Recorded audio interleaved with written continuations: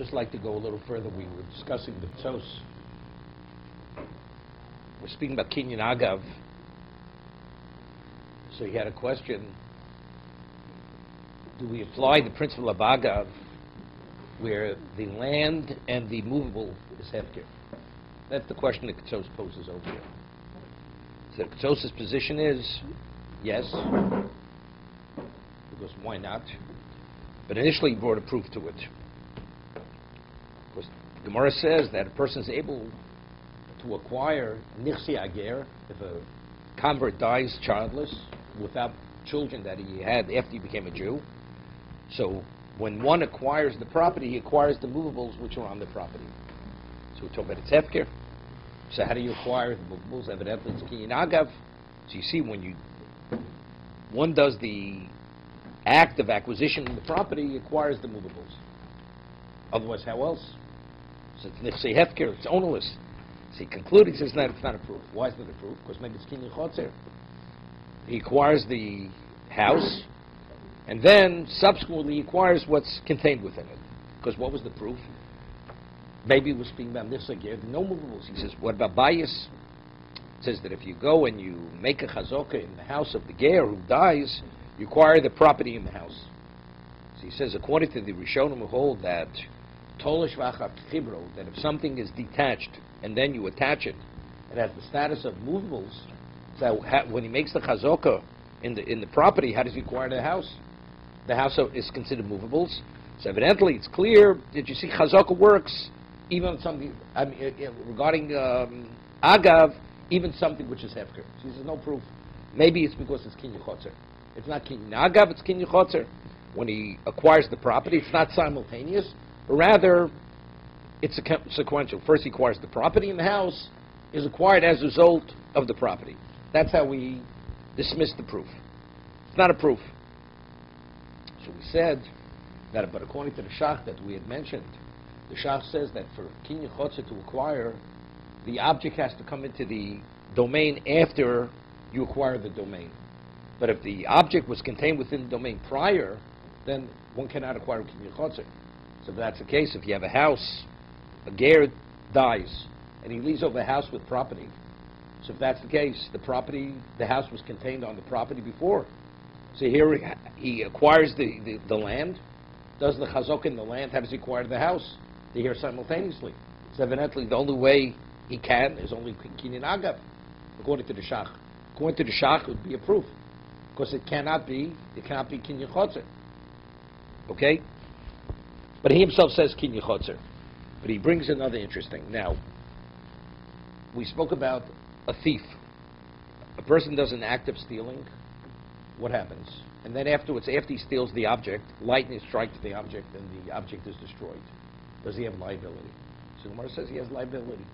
A ganov, a gazlan, is chayv v'onset. He has full liability, unlimited liability. What about if a person steals a piece of property? Can you steal property? So we rule halacha karkein nigzelos. You cannot, even if a person does an act of acquisition of property such as chazokah, shtar kesef is not possible. The man, you stole it. So the only way you're able to do an act of stealing the property, the person does an act of chazokah, changes the lock on the house, puts a fence around somebody else's property. No, that's not forging. Documents always the two parties involved, right? Could you acquire a hefker with a shtar? Has no relevance. We're talking about chazokah. He did an act of acquisition.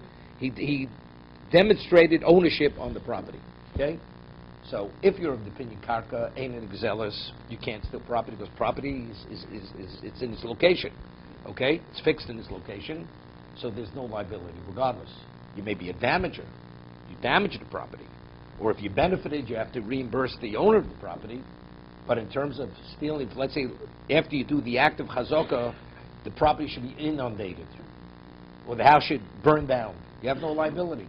But it's a machlokes tanoim and bava kama between Rebbe Lezer and the Chachamim. The Chachamim rule the way we rule, karka ein nigzelis. Rebbe Lezer says karka nigzelis. So Gemara says, what's the halachic difference between the two of them? So the Gemara says in bava kama, it says, gozu karka v'shot v'nor. Person steals a piece of property, then it's inundated with a river. and the property is destroyed. V'tanya hagozel es apora v'shot v'nor chayov. Lamed lo pora div Reb Lezer. Okay, Reb Lezer says that if you have a piece of property and you have a cow on the property, so when he does the chazaka on the property, there's a cow. Subsequently, the river comes and washes and inundates the property, and the cow was killed. Reb Lezer says that you're liable for not only for the property, you're liable for the cow. So the cow, the parah is immovable. It's metaltalid. Chacham omrim lo harishul v'necho. He said no. He says take your field back, regardless of what condition it's in. Destroyed, he owes him nothing. So Mar asked, what is the argument between Reb Lezer and the Chachomim? Omer Rav Papa Hochma Eskin go Chigozel Sodim Michavero. Rav Papa's explaining the context of the argument. Person steals a field from his friend. V'oisa Pora Revutzabo, and there was a cow in the field.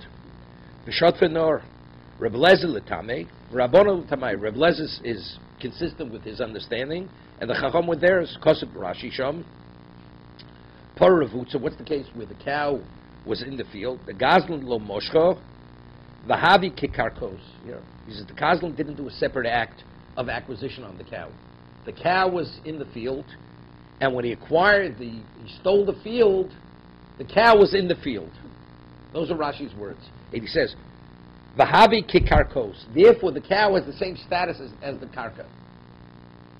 Wait, he's not saying because the cow was contained as kinyan chotzer. He says, Vahavi Kikarkos. It's like the property itself. So Reb Lezer Domer Ksodin Exeles, according to Reb Lezer, that the act of acquisition in the field is considered Kone Pora Imo. So you've acquired, so the act of acquiring the field, you've acquired the cow. V'chayiv l'shalem. Why? Didn't tautlin niknin agat karka. Because the movables are acquired together with the property. Rabbanon lo kone sode. V'lo pora. Shebo atkam. That's Rashi. So according to Reb Lezer, that you can't steal property. So the act of theft to the property is equivalent to stealing the cow. According to the Chacham, that you're not able to steal property because it's fixed. So the act that he does to the property is meaningless. Therefore, there's no liability. That's Rashi. Now, when you steal something, there's no makneh. There's no one transferring. You're doing everything on your own. You want to take possession, it's equivalent of what? Of an ownerless property. There's no transfer. Who's transferring? No. I understand, but we treat it. Doesn't make a difference. Doesn't make a difference. What we're saying, what is the rationale? The pasuk. Why are we even introducing the question? Does kinyan agav, is it effective by hefker? What's the question? Because the pasuk where it's derived from, there is a transfer. Agav is a chiddush. Physically, you're not taking possession of the metalplate. It's a chiddush simultaneously. So the chiddush is where there's a transfer. There's a das acheres. There's somebody transferring something to someone else. Hefker is no transfer, so maybe agav is not effective if there's no one transferring.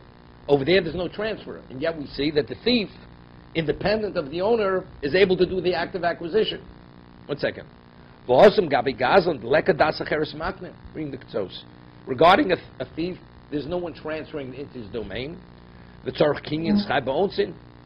And to be liable to have full liability, you have to an act of a kinyan, go kinyan liknos, v'kone kinyan agav, imkei mukach. So therefore, it's obvious from here, the mahani kinyan agav afil b'nichsei ha'hefker.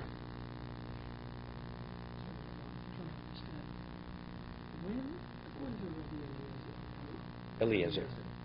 When somebody steals the property of the cow property, how does the cow come to the thief's possession? What is the mechanism? Kinyan agav. The theft. Theft? Kinyan agav. Why not? When you steal property, how does it come in? We're talking, it comes into your possession to have a liability. You do an act of acquisition, and the ramification of that act is full liability. Which that means the Torah says we see the property as if it's yours, although it's not yours, and therefore we have full liability. I'll give you an example. It's not yours. Let's say a person digs a hole in public domain. Somebody now is damaged or hurt by it. The one who dug the hole is liable, but it's not his hole. It's public domain. Torah says, but regarding liability, we consider it as if it's yours. So the thief When he does an active acquisition, although no one ever transferred it, but if you do an active acquisition, although there's no transfer, we see it as if it is yours. Therefore, if anything should happen, you have full liability. Okay.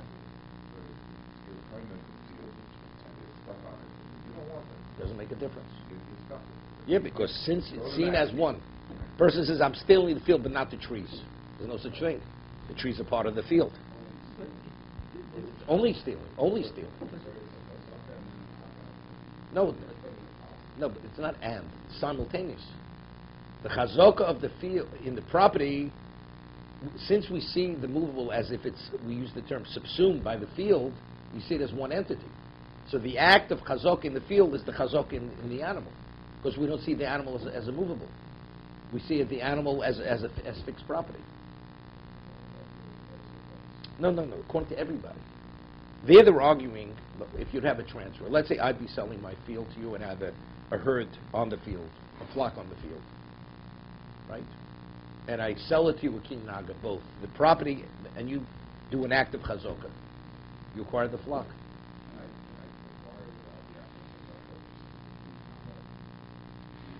No, that's how the kinyaga works. How are you acquiring the field? I could transfer the field with a deed. I transfer and I write in the deed, the field with the flock on the field, the flocks are transferred to you. The field is yours and the flocks are yours.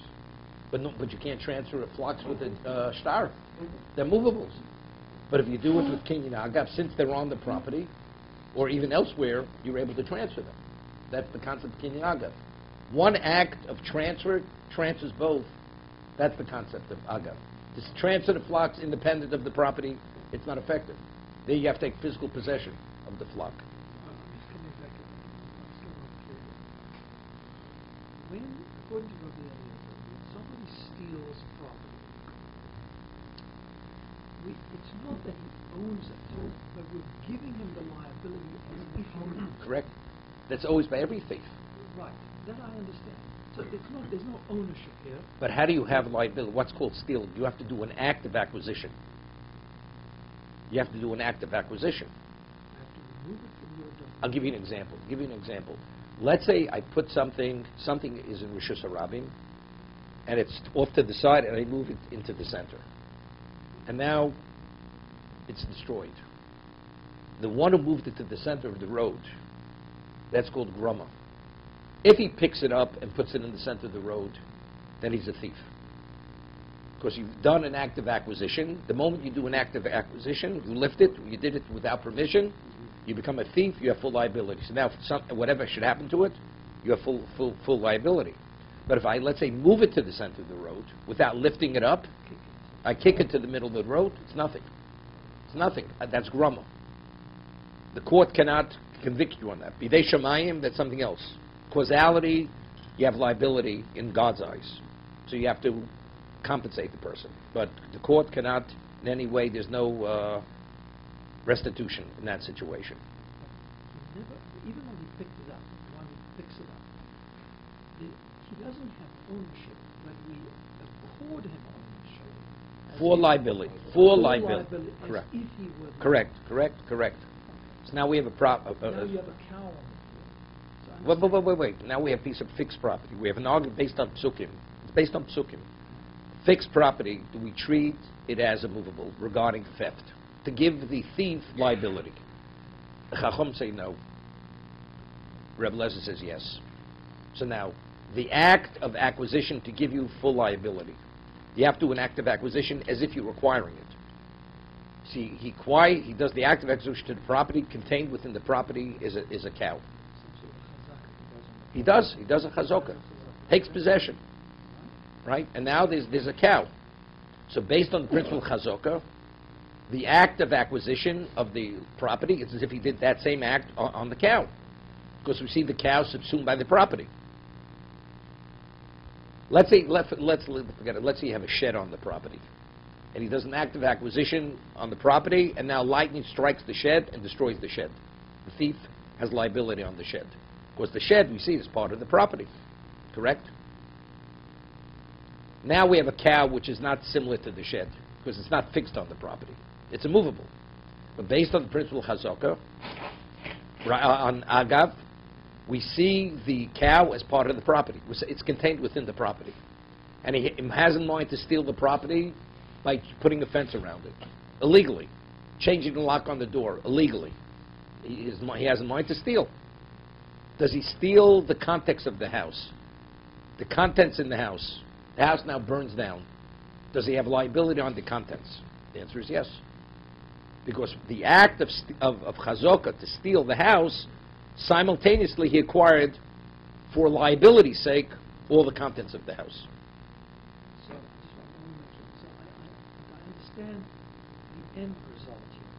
We're talking about the mechanism. The mechanics of this.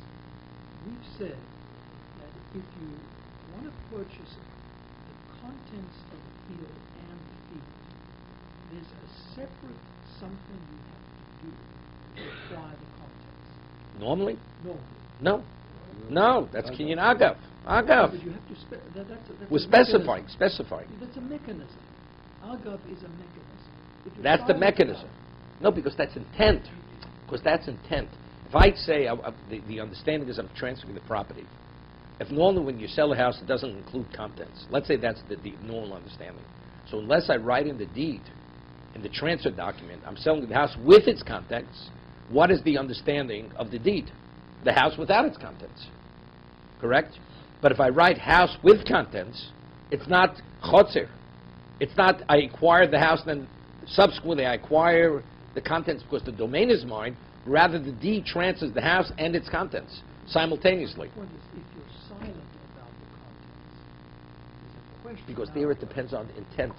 Because the seller is not transferring to you the contents. That's the reason if you're silent. Because when you're dealing with your two parties, what's transferred is based on what the owner is willing to relinquish, to release. What is he releasing to the buyer? Is it the house, or is it, in addition to the house, the contents of the house? Here's the underneath my question. So, this thief wants to steal the property. He's unaware that there's a cow on the property. Doesn't make a difference. And he has no intention. Let's say he's unaware there's a shed on the property. Let's say he's unaware there's a shed. It's 100 acres. He's unaware, but he does one act of acquisition on the property. He's unaware there's a shed. He's liable, whatever is called property, he's liable for whatever that property is. Whatever should happen to that property, whatever should happen to it, he's liable, he has full liability. Whatever is considered part of that property. So if we say the cow on the property is subsumed by the property, we see it as if it's the property, so when he intended to steal the property, whatever's property, he stole. So if he stole that, he has liability, whatever he intended to steal. That's Agav. If you were talking about somebody trying to purchase it and he was unaware that there was a cow on it. Because the seller never intended to transfer that.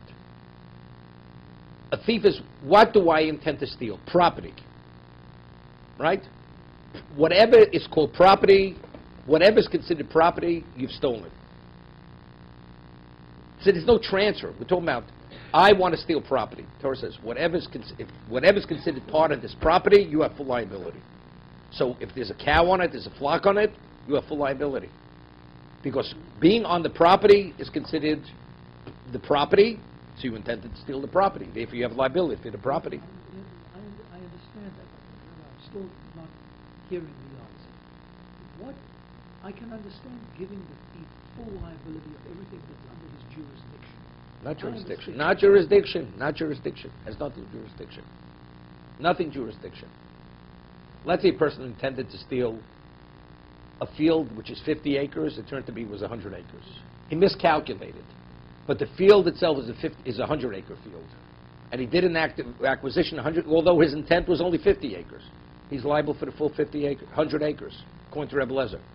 If that field is destroyed by a flood, he's liable for the full 100 acres. Because you did an acquisition in property which was 100 acres. Regardless of what you believed or understood. It's what the reality is.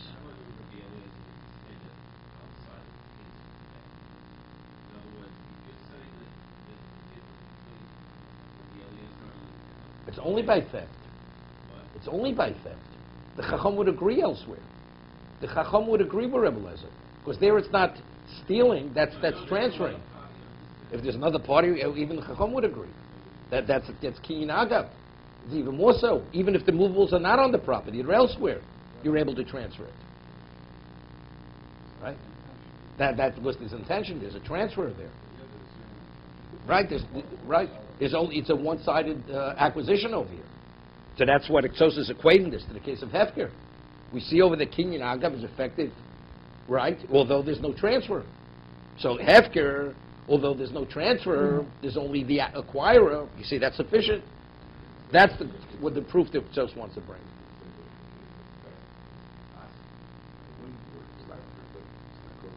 What he was, it's not knas. But still, it doesn't make a difference. But it still has to have, it has to function within the context of kinyan. It has to be called a kinyan. If agav is always two parties involved, there are no two parties here. It has no semblance of what kinyan agav is. You know, you're creating, it's called a new kind of kinyan over here. Right? The profile of agav is two parties. There are no two parties. Man is going to marry someone, and there's no woman to marry. It's that marriage, right? He puts money in a box. I'm marrying who you marrying. You need two parties. This is the Ketzos. So they argue with the Ketzos. Why? Because it depends. There's a Gemara in Ksubas. It speaks about now Meshicha. If a person does, what is Meshicha? We discussed it. Meshicha, we rule as a Kinyan Rabbanan, Rabbinic Kinyan. You have to pull it into your domain, or you have to pull it from its location. What about a person would take something from private domain and pull it into public domain? Public domain. It's not valid. It's not a valid Mashiach. Right? Because it has to, the domain you have to bring it into, you have to have some right to use that domain exclusively to yourself. See if it's what we call tzidush, it's a symptom. It's off the beaten track, and it's not designated for public use. So you're drawing it into an area that you have a right to use privately for your private needs. But if you pull it into public domain, what we call Rishus HaRabim, a public thoroughfare, it's not Meshicha, according to anybody. Meshicha is not effective in Rishus HaRabim. Yet, the Gemara quotes a brayso that a person steals on Shabbos, and he takes something from a house into Rishus HaRabim.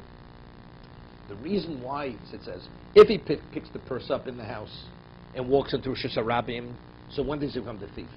The moment he picks it up. If he walks into Rishus HaRabim, he's chayv misa, right? What about he pulls the purse? It's a large purse. He pulls it over the threshold from Rishus HaYochid into Rishus HaRabim. So we say kim lemon drab. Because as he's stealing the purse, the moment he becomes the thief is when he takes it out of the domain. In the owner's domain, as he drags it, it's meaningless. So when is it considered an act of Mashiach? As he pulls it over the threshold into Rishus HaRabim. At that moment, what happens? He's liable for what? For transporting from private domain to public domain. So we say kim le midrabminei. Because the liability of the death penalty and the financial liability come simultaneously. So Tosas asks a question that to become a thief, you need an act of acquisition.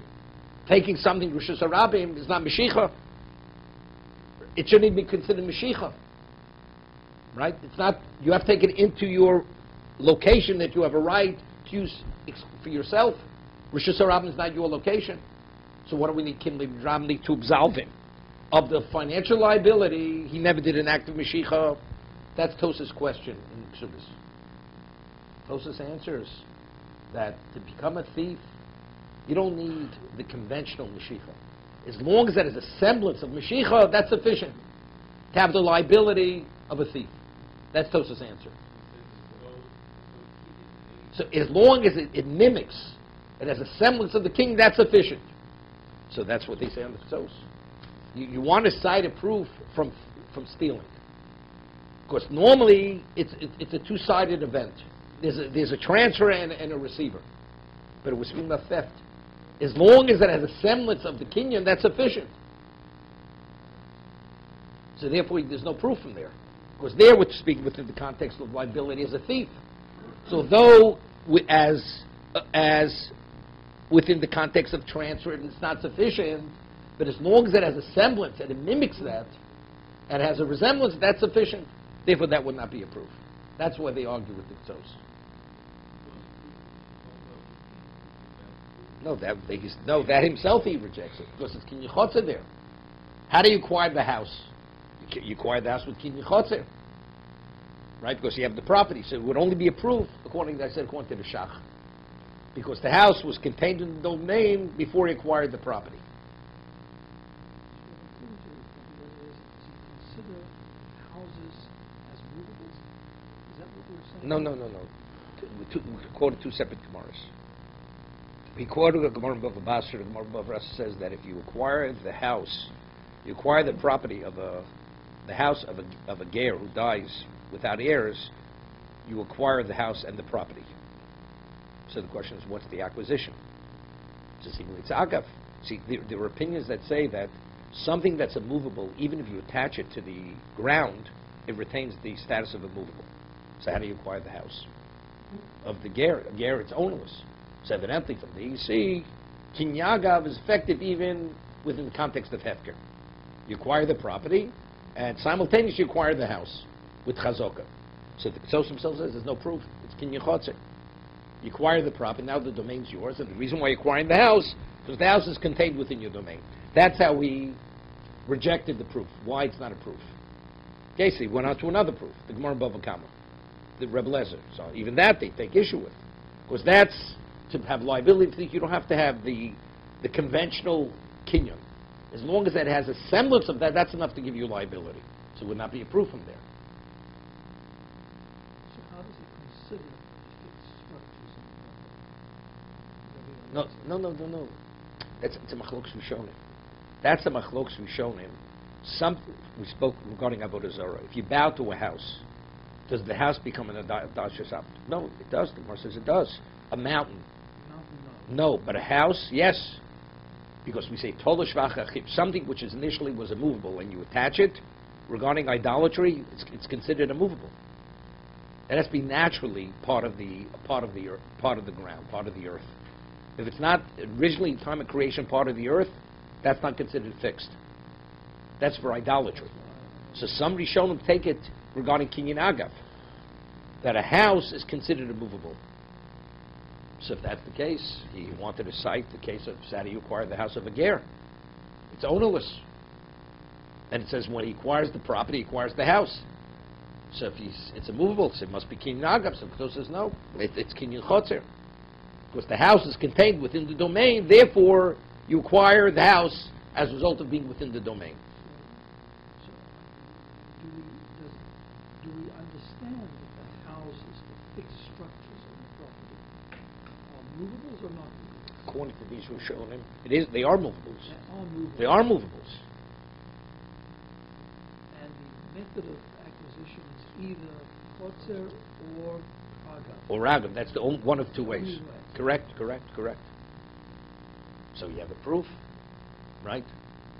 So that's what he said. According to the shach, that's why I mentioned the shach, it would be a conclusive proof. Because here everything happens simultaneously.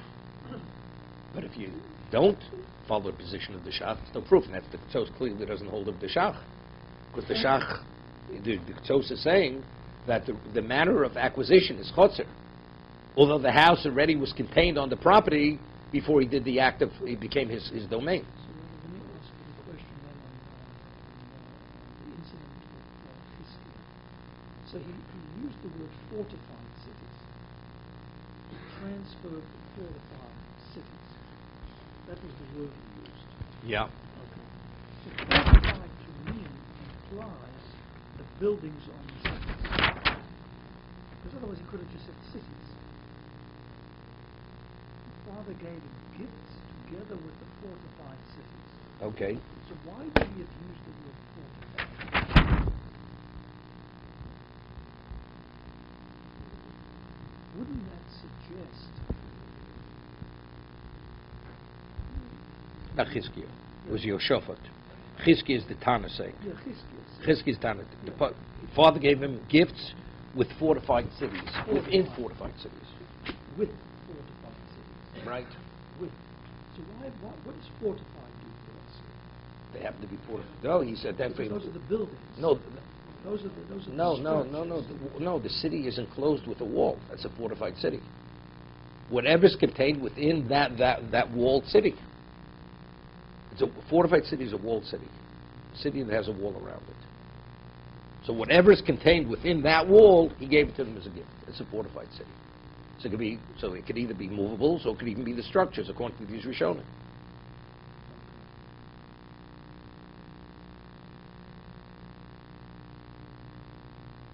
It's not even met the building code, the walls were fortified. Okay, we're ready to go a little further.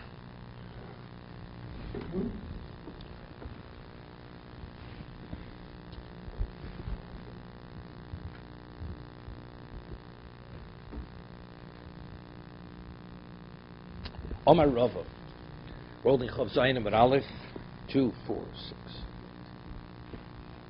12 lines from the bottom. Omar Rava, Lo Shanu El Shnosa Demei Kulan. When we apply the principle of Agav, now it's interesting. The purchaser has to pay the full value of the metalton. I mean, normally, if a person, let's say, wants to buy a piece of property, puts down $1 on the property, the $1 is the down payment, that's the acquisition, and the balance is owed. Okay? What about Agav? I'm transferring property with movables. Rava says a chiddush, that unless the purchaser pays full value for the movables, the understanding is the person will not transfer the movables together with the property. You have to pay demei kulon. We'll see. Amr lo shana el nosa demei kulon. Avol nosa demei lo nosa demei kulon lo kona el keneged mosav. He only acquires as much as the value of the money that he had paid. $1 worth of movables. So they explain what's the rationale, because we'll see in a moment. Factually, is kinyan agav. What it usually is the concept of acquisition. You take possession. So if I allow you to take possession of what I have, that clearly says I'm allowing you to take possession. So if you take possession, you take full possession. But what about I said I'm transferring the property with the movables? Under normal circumstances, this acquisition, if you want to transfer movables, it will not be effective. There's a chiddush that if you transfer them simultaneously, what is effective for the fixed property is also effective for the movables. So that's a chiddush already. So what is the doctrine really identifying with? The doctrine is identifying with the field, not with the movables. So therefore, although the movables are seen within the context of Agav as part of the field, but how much of the movables does he transfer? Only the amount of money which he paid for the movables. So unless he pays full value for the movables are not transferred. But it's not specifically limited to movables. The Gemara is going to say it on the base. Person wants to transfer 10 properties. And he has properties all over the world. And he identifies the 10 properties he's talking about. And he makes a kinyan chazaka in property in New York. And his property in Europe and in Israel, wherever it is. So the halacha is all 10 properties transferred. With kinyan agav. It's also kinyan agav. He only did a chazaka in property A, but he has 10 properties. The chazaka in property A is effective for the other properties, although physically he did not demonstrate ownership in those properties. So the Gemara says, according to Rava, he would have to pay full value. So the property did the chazaka in, because there he's demonstrating ownership in that property. If he doesn't pay full value, it's fully his. But the other properties where he did not demonstrate ownership, unless he pays full value, those properties are not transferred through the acquisition of the one property. Okay? That's the rationale. Wait 1 second. So the Rishonim say explicitly, what about if he would specify that even though you did not pay full value, I'm agreeable that when you acquire one, they're all transferred. Everybody agrees. Because again, the whole idea is the intent. Here it's all intent.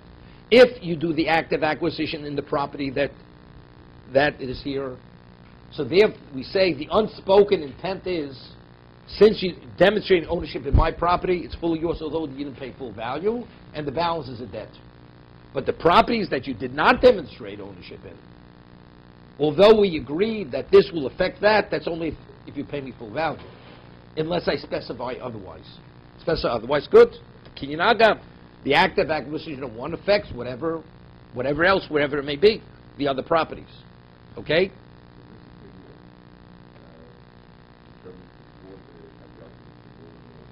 unrelated to this. It's not the same act. When I do chazokah in the property, chazokah has no relevance to metaltalin. You're not demonstrating ownership in the metaltalin, right? Not kinyan chotzer. So how am I demonstrating ownership? I changed the lock on the door. How does that affect the metaltalin? Because I said I will transfer the metaltalin, but when you demonstrate ownership, did you demonstrate ownership on the metaltalin? On the contents of the house? The answer is no. So if you paid me full value, so in addition to that, so the active acquisition is chazokah. But why do I agree to release it, although you didn't demonstrate ownership on that, is because you did an act of chazokah. That is the means of transfer.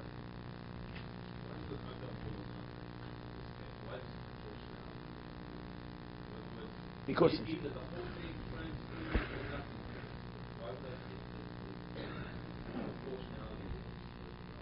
we're talking about something which is divisible. We're speaking about something that's divisible. Okay?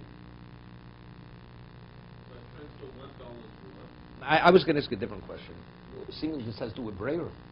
If I'm selling you 100 tons of wheat, so which bushel is irrelevant? But let's say the house with its contents. And we're talking about furniture. What is it? The couch, the chair, or is it the stove? What am I giving you? Well, it's your value. But everything's transferred at the time of the transfer. What did I transfer? So we're getting involved in the brayer question here. We rule halacha ein brayer. Right? Unless it's specified in advance, it's not. That was my difficulty over here. But this is just the rationale of what's Rav's rationale. That if you have full payment for what's being transferred, other than what you're requiring. We'll see. Tanya Kavasi to Rav. Seemingly we have proof to Rav, quoting a Mishnah. Tosefta. Yofa koach hakesef mikoach hashtar. We see that the power of money or value is greater than the power of a document. The koach hashtar mikoach hakesef. And the power of a document greater than the power of money. Yofa koach hakesef mikoach hakesef podin bo hegdesh is masasheni. With money you're able to redeem hegdish. You consecrate something, you want to redeem it. It's based on a posuk. You cannot redeem it with a document. Masasheni, you need kesef tzura, you need a minted coin. Mashenki b'shtar. Yovakoch hashtar shashtar motzi bas Yisrael. You marry a woman with kesef, but divorce has to be a document. Mashenki b'kesef. You cannot divorce a woman by her returning the money to you, or giving her money. Yovakoch shnei mikoch chazoko, koch chazoko mikoch shneim. Divorce is not an acquisition. It's a rescission. No, we're talking about having a consequence,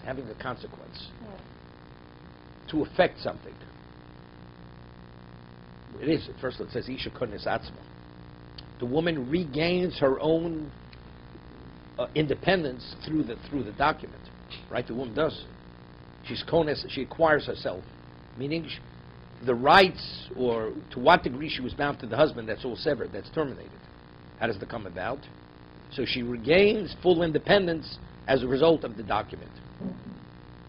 She doesn't have any kind of act. She has to receive it. She does have to. But she received against her will. Doesn't make a difference. But she has to. Das is not. We're not talking about das. Not das. We're not talking about das here. It's not intent. We're talking about the power of a document. Right? We're talking about marriage. You marry a woman with a document. Or kesef. There's intent. We're talking about purely the power of a document, not the criteria in addition that you have to meet to make that document or that money effective. I would say that the reason that money doesn't work in a divorce is there's no acquisition. That's why it doesn't work. That's why I have to have another form of transaction. Could you marry a woman with a document? Yes. Could you divorce her with the document? Yes. So you acquire her with the document, and so good. She's regaining her own independence through the document. Yes, but I He's releasing her. marry a woman with money. But you I can't. cannot divorce Why? her Why? Because it's not an acquisition. No, he's giving you the money back. I'm giving you back your money. As I'm giving you the document, you regain your full independence. I'm giving you money, the equivalent, the more, you'll regain your full independence. Doesn't work. Because it doesn't make any sense. He gave her money and he acquired. No. She cannot acquire back her. She does, through the document she requires. She cannot go to him and say, here's $100, your money. No, because it's not up to her to be released. It's not up to her to be released. It's up to him to release her. Okay. So good, but we're talking about the manner, the mechanism through which she's released. That's a separate discussion. Could you be released or not released? Let's say you buy something with the condition that it's dependent on one person's being agreeable now. The reason money doesn't work is because... We will continue. You sit down.